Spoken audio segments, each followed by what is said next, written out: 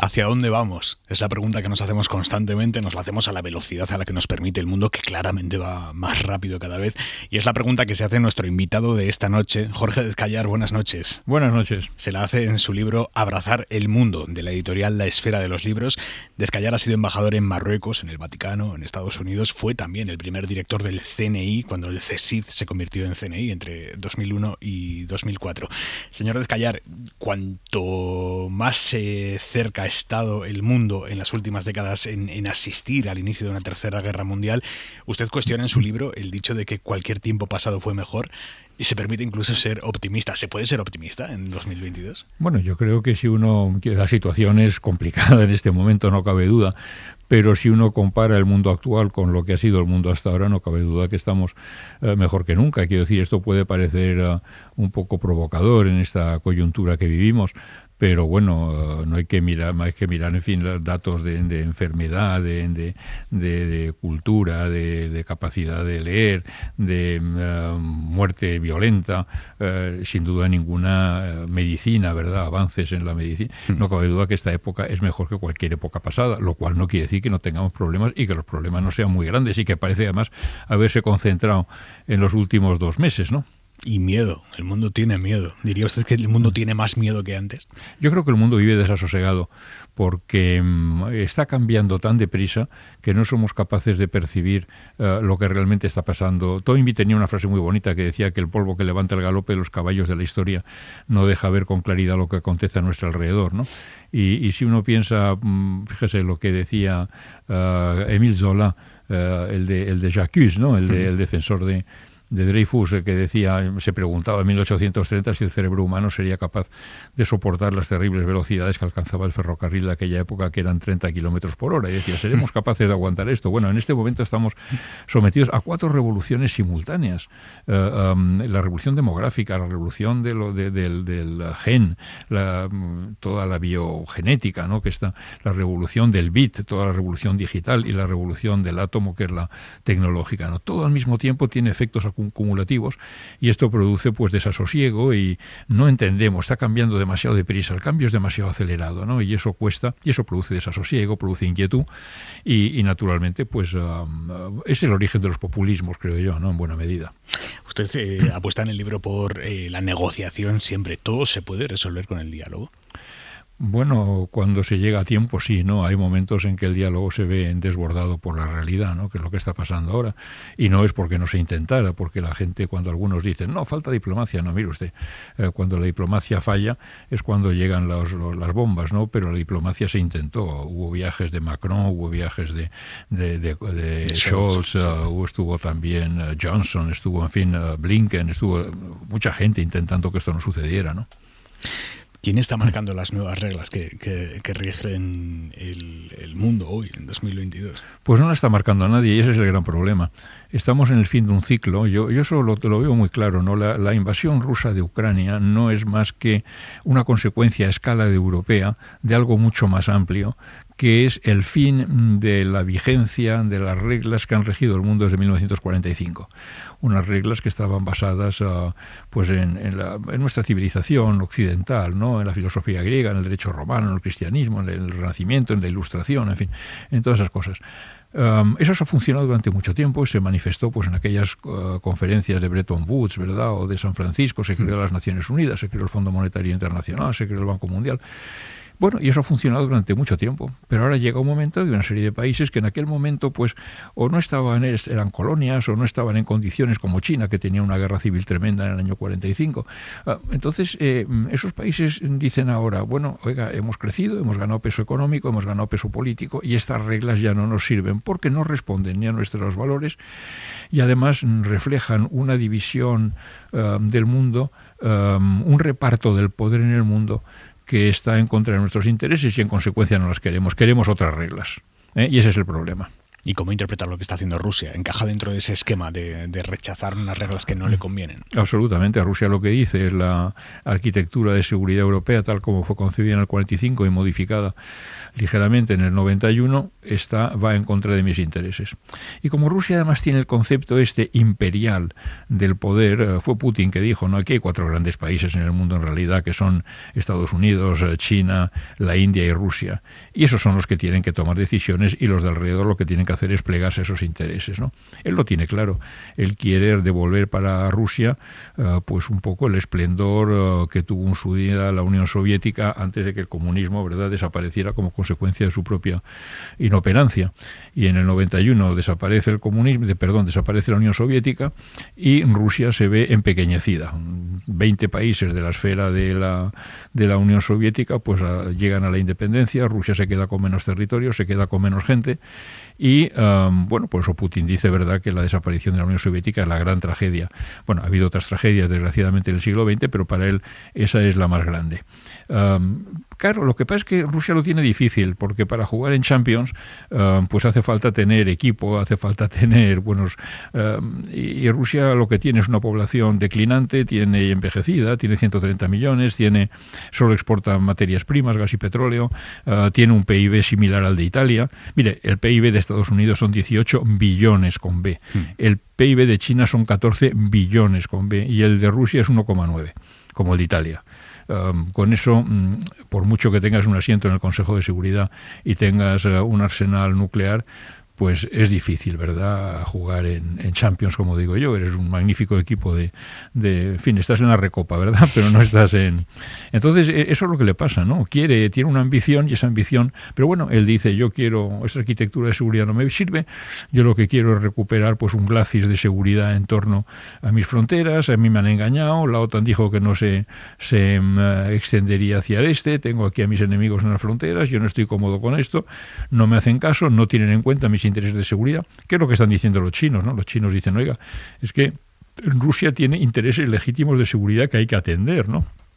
Bueno, el que Rusia tenga razones no quiere decir que tenga razón, ¿no?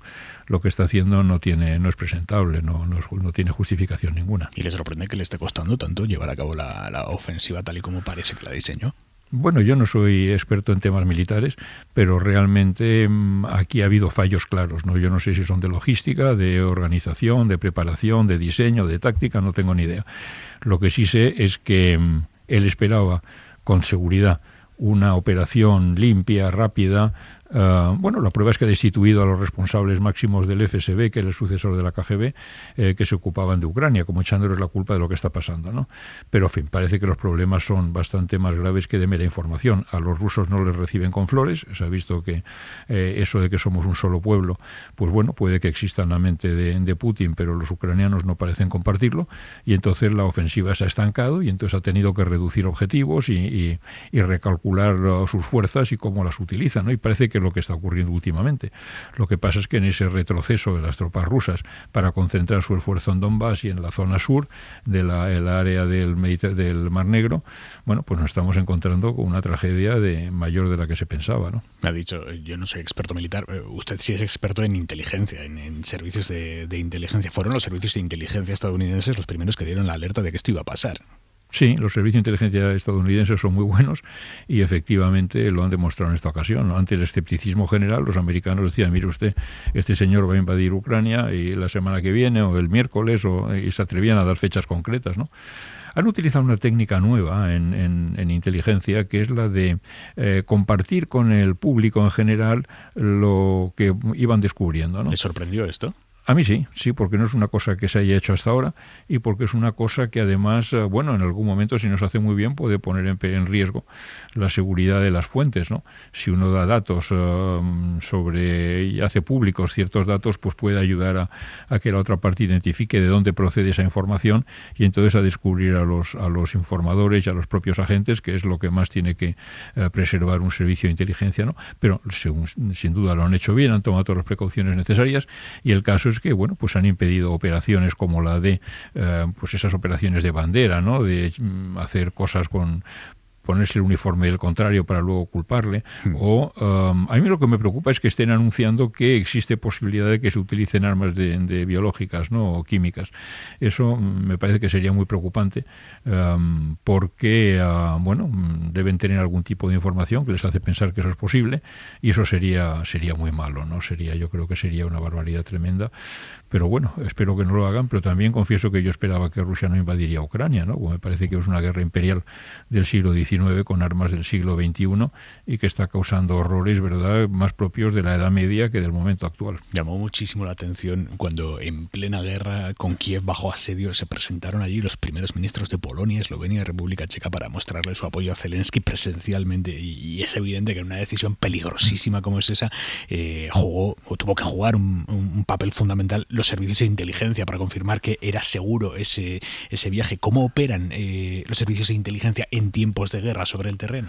Pues operan con más dificultades que en tiempos de paz, como es natural, pero operan, ahí está, ¿no? Nosotros, me acuerdo en la guerra de Irak, nuestros servicios estaban allí y tuvimos muertos, es decir, que es un trabajo que es muy peligroso, pero hay que estar ahí, ¿no? Recuerdo que en un homenaje que se hizo a nuestros agentes muertos en Irak, el jefe del destacamento español en Diguanilla dijo: nos hemos quedado ciegos al perderlos, nos hemos quedado ciegos. Bueno, yo creo que dan una información en condiciones muy difíciles, pero para eso están también, ¿no?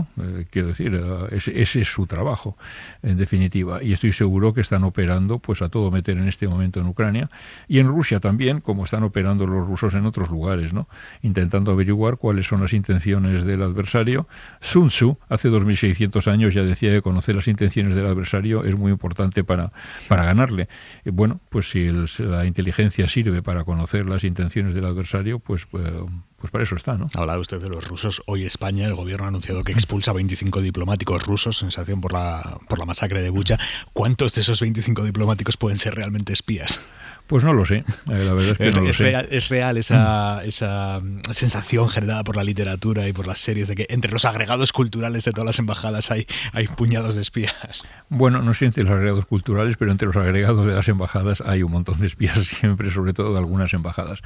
Hombre, los servicios del GRU, el servicio militar, y el FSB en España, evidentemente tienen agentes destacados en la embajada, unos abiertamente y otros encubiertamente, ¿no? Pero bueno, para eso están nuestros servicios de contrainteligencia, para saber quiénes son y qué es lo que hace cada uno, ¿no? Y le aseguro que nuestro servicio de inteligencia es muy eficaz en este ámbito. O sea, el CNI tiene o suele tener una noción aproximada de cuántos agentes extranjeros, espías extranjeros operan en España en cada momento. Bueno, eso es una cifra que no me atrevería yo a dar, entre otras razones porque hace tiempo que he dejado el centro, ¿verdad? Pero no diría, pero yo le puedo asegurar que el Centro Nacional de Inteligencia sabe muy bien a qué se dedican los diplomáticos, sobre todo los diplomáticos de algunas embajadas a los que prestamos especial atención. Como la rusa. Bueno, usted lo ha dicho. ¿Vale todo en nombre de la seguridad?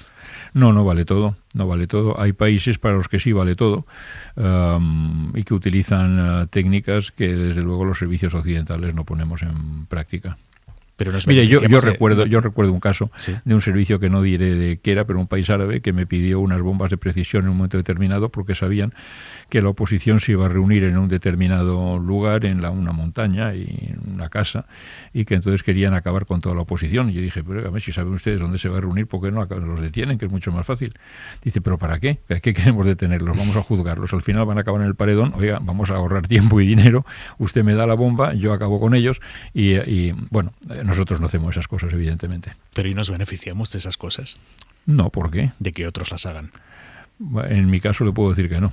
No, me refiero como país. España, como de una democracia, se beneficia de información obtenida, por ejemplo, de países que sí aplican técnicas que nosotros nunca aplicaríamos. Sin duda, si a mí me llega la información de un país que aplica ese tipo de técnicas, estoy pensando en algún país de Oriente Medio, que me dice que tiene conocimiento de que hay un terrorista en este momento de su país que ha venido a España y que está dispuesto a hacer alguna maldad aquí, me informa, naturalmente, y además ha ocurrido eso, le puedo decir que ha ocurrido, y algunos hemos detenido a más de uno, y más de 2 y más de 10 seguramente, como consecuencia de informaciones que vienen de servicios de inteligencia con los cuales pues en fin tenemos muy poco en común. Quiero decir, yo me estoy pensando concretamente en uno que era jefe de un servicio de inteligencia que si yo me lo encontrara por la calle por la noche me cambiaría de acera. Te quiero decir que muy poco tranquilizador, ¿no? Pero bueno, en ese trabajo hay que trabajar también con esa gente, ¿no? Si te dan información que puede ayudar a cumplir tus objetivos de defender a tu país y defender a tu gente. Entiendo que no me podrá decir todo lo que le voy a preguntar, pero dígame hasta donde pueda. ¿Cómo son los mecanismos para intercambiar esa información, intercambiar inteligencia entre un país y otro? Bueno, son mecanismos muy establecidos, ¿no? Muy sencillos. Está todo muy tasado. Está todo muy tasado, muy establecido. Bueno, se establecen relaciones con los servicios y se pasa esta información con mucha normalidad, ¿no? No es una información que se pase dejándola en un buzón seguro, ¿verdad? Que hay que levantar una piedra en un parque por la noche para allá. Todo eso forma parte de las novelas. Funciona, eso existe también, pero no es como funcionan las relaciones entre servicios. Las relaciones entre servicios están muy institucionalizadas y suelen ser bastante abiertas, ¿no? ¿Qué marrones se encuentra uno cuando asume la dirección del CNI? ¿Había cadáveres en los armarios? Bueno, mire, yo he contado eso en Valió la Pena, ¿no? Yo no tenía ni idea de lo que me iba a encontrar cuando me llamó. Fue Aznar, yo era embajador en Marruecos, además yo conocía muy poco al presidente, pero me había visto alguna vez en sus viajes a Marruecos o viajes de personalidades marroquíes a España y me sorprendió cuando un día me llamó y me dijo, pues quiero verte mañana y no se lo digas a nadie que vas a venir a verme. Bueno, yo vine a Madrid, me encontré con él y me preguntó, ¿sabes por qué te he llamado? Y le dije, pues mira, presidente, no, pero he venido pensando en el avión que o bien querías decirme algo o bien querías que te lo dijera yo a ti. Bueno, a Aznar logré que esbozara una sonrisa, ¿verdad? Que no es fácil en Aznar. Y entonces y me dice, bueno, pues te quiero ofrecer esto con rango de secretario de Estado. Y yo le hice dos preguntas solo. Le dije, mira, presidente, déjame que lo piense. No, tienes que decirme ahora. Digo, no, tengo que pensarlo, consultarlo con mi mujer también, pero tienes que darme por lo menos 24 horas. Digo, pero quiero saber dos cosas. Una, ¿hay cadáveres en los armarios? Y me dijo, no hay. Bueno, alguna cucaracha encontré, pero es verdad que cadáveres no había. Y luego le dije, mira, yo entiendo esto como un servicio de Estado, con lealtad al gobierno de turno, pero como un servicio de Estado, no sin meterte en la política interna y sin... Dice, no, te lo respetaré, eso lo comprendo muy bien y lo comparto. Bueno, con esas dos condiciones acepté, ¿no? Pero no sé por qué todavía me propuso a mí ese trabajo. ¿No ha adivinado por qué? ¿20 años después? No, nunca lo he sabido. Yo es una pregunta que un día habría que hacerle a él, ¿verdad? Porque, bueno, al final no terminamos tampoco en tan buenas relaciones, o sea que... Ya. El 11M lo truncó todo. En el 11M, la gestión del 11M, que a usted le tocó vivir, el gobierno, digamos que maltrató al Centro Nacional de Inteligencia, lo dejó fuera de juego durante aquellos 3 días. ¿Cómo recuerda aquel episodio? Con la perspectiva que da el paso del tiempo. Yo lo he contado en mí, yo no quiero hablar mucho de esto, pero cuando que tenía que contar lo he contado en aquel libro que escribí que se llamaba Valió la Pena, ¿no? Pero efectivamente fue muy duro, ¿no? Fue muy duro porque yo estoy convencido que el gobierno probablemente, bueno, el gobierno lo que hizo fue hacer un análisis partidista de lo que había ocurrido. También lo hizo la oposición, debo decir, no tampoco, pero hizo un análisis partidista de lo ocurrido y en lugar de considerarlo como un problema de Estado, pues yo creo que fue la gestión que hizo el atentado y no el atentado lo que hizo perder el gobierno, ¿no? El presidente del gobierno viaja pasado mañana, el jueves, a Marruecos para sellar la paz con Mohamed VI tras la crisis diplomática del último año, que ha sido profunda. ¿Cómo es la relación entre la inteligencia marroquí y la española? No sé cómo es en este momento, pero supongo que sigue siendo buena. En los momentos más difíciles de la crisis de Perejil, en la que yo creo que el gobierno hizo lo que tenía que hacer para evitar problemas mayores a corto plazo, en los momentos más difíciles, cuando los gobiernos no se hablaban, los servicios de inteligencia tenían un canal abierto de comunicación que se demostró muy útil en aquellos momentos, ¿no? Los servicios de inteligencia marroquíes y los nuestros están unidos en una lucha común que es contra el terrorismo, que nos afecta a ambos por igual, y en ese sentido la cooperación es buena, ¿no? Luego cada uno naturalmente defiende sus intereses. Marruecos funciona como un muro de contención para que el terrorismo yihadista no llegue a España. En cierta medida sí. Es decir, cuando nosotros decimos sobre el régimen de Marruecos, en fin, las alternativas pues sería un régimen militar, un régimen islamista, ¿no? Y ninguna de las dos alternativas es buena, con lo cual yo creo que en este momento el régimen marroquí funciona como un dique y eso nos viene muy bien. Aunque creo problemas en otros ámbitos, ¿verdad? Es un socio leal respecto al intercambio de información Marruecos. Bueno, digamos que compartimos información. No sé si es un socio leal o si tampoco nosotros compartimos toda la información, ¿no? Compartimos cada uno la información que nos conviene, pero en la medida en que esa información permite evitar que gente mala haga maldades en nuestros países, pues esa información es muy bienvenida. Por lo que puede intuir cuánto ha pesado la seguridad en el giro español en el tema del Sáhara. Lo ignoro, mire, eso habría que preguntárselo. Yo creo que la seguridad de España es algo que somos los españoles lo que debemos gestionarla y debemos defenderla y debemos garantizarla. Yo cuando digo hablar de que la integridad territorial, mire usted, la integridad territorial me la defiendo yo, no hace falta que me la defienda nadie, ¿no? Pero como ex embajador en Marruecos y perfecto conocedor del país, ¿cree que Marruecos va a renunciar a su reivindicación de Ceuta y Melilla? No, Marruecos nunca renunciará a esa reivindicación porque las dos ciudades son pues tierra irredenta para ellos, ¿no? Ellos piensan que son ciudades expoliadas y bueno, tendrán razón o no tendrán razón, pero es lo que creen y en consecuencia no van a renunciar a ella. Si alguien piensa que Marruecos va a renunciar a Ceuta y Melilla, como digo yo, tiene que hacérselo mirar, ¿no?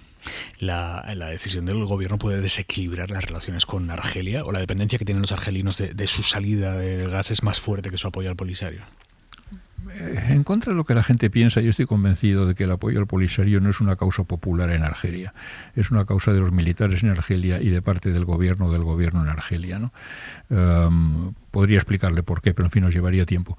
En este momento Argelia no está contenta con lo que ha hecho España, es evidente, ha retirado a su embajador y ha anunciado, pues, fin, ha cancelado vuelos o no va a darnos viajes, ¿verdad? Y repatriación de inmigrantes irregulares, en fin, y va a subirnos el precio del gas probablemente, ¿no? Es decir, Argelia no está contenta porque la decisión del gobierno lo que ha hecho es colocarnos en medio de la lucha por la hegemonía regional entre Argelia y Marruecos.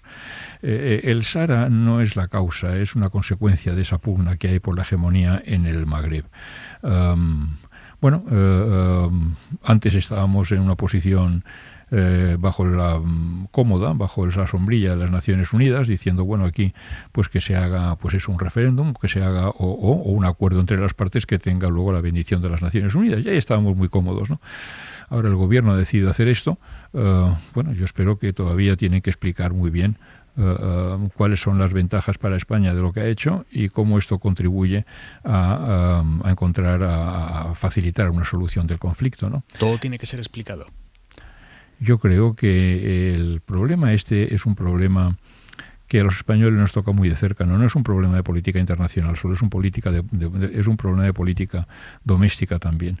La Marcha Verde dejó heridas en la población, en la clase política, en todo el mundo, en España en definitiva, ¿no? Unos porque pensaban que el ejército no salió bien parado, otros porque pensaban que se había abandonado a los saharauis a su suerte. El caso es que tenemos una responsabilidad, somos todavía potencia administradora del territorio, de acuerdo con las Naciones Unidas, somos miembros del grupo de amigos del Sahara en las Naciones Unidas.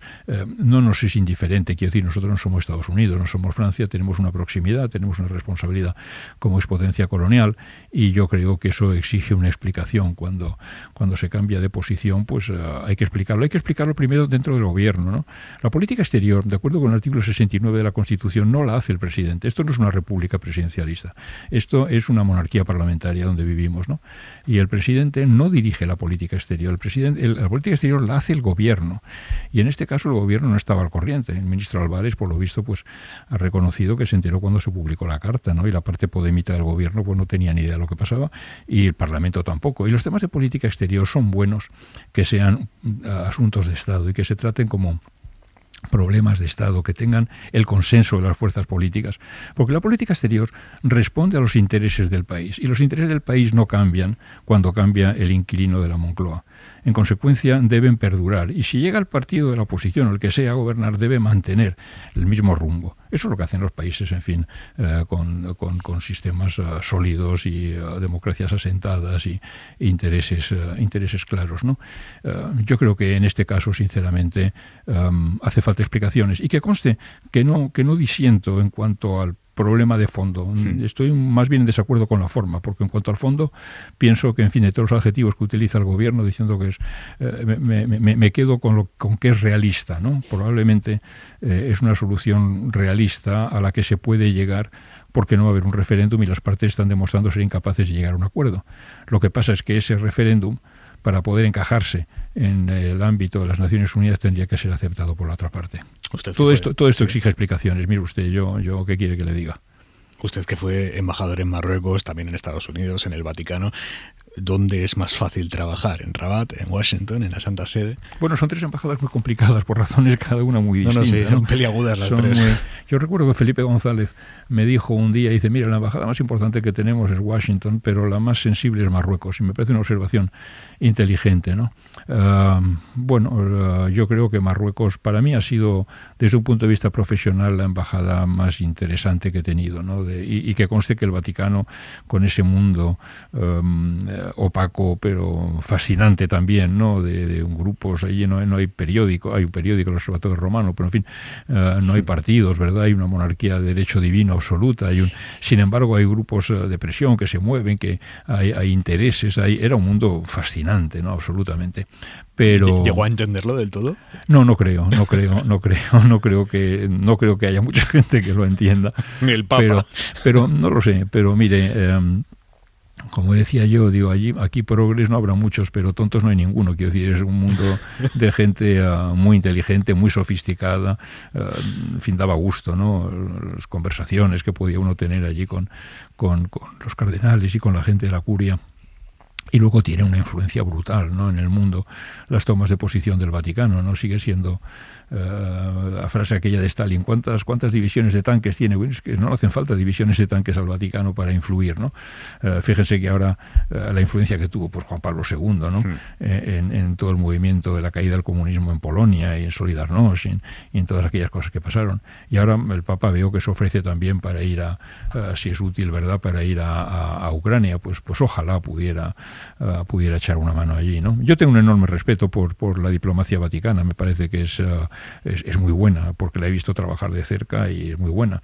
Y además no piensa en términos de legislatura, sino en términos de eternidad, ¿no? Y eso le da una ventaja grande también. Como director del CNI, digamos una cosa, ¿le tocó lidiar con las andanzas del emérito en aquella época? No, nunca. Nada. No he tenido. En mi época tuve otros problemas, tuve muchos problemas, porque yo llegué pues un mes antes del 11 de septiembre, y bueno, luego tuvimos, pues fíjese, Perejil, los atentados de Casablanca, la guerra de Irak, nuestros agentes muertos allí, y terminé con el 11M, créeme que no había un tiempo para muchas otras cosas. Jorge Dezcayar, muchísimas gracias por estar esta noche con nosotros en Hora 25. Un abrazo, buenas noches a todos.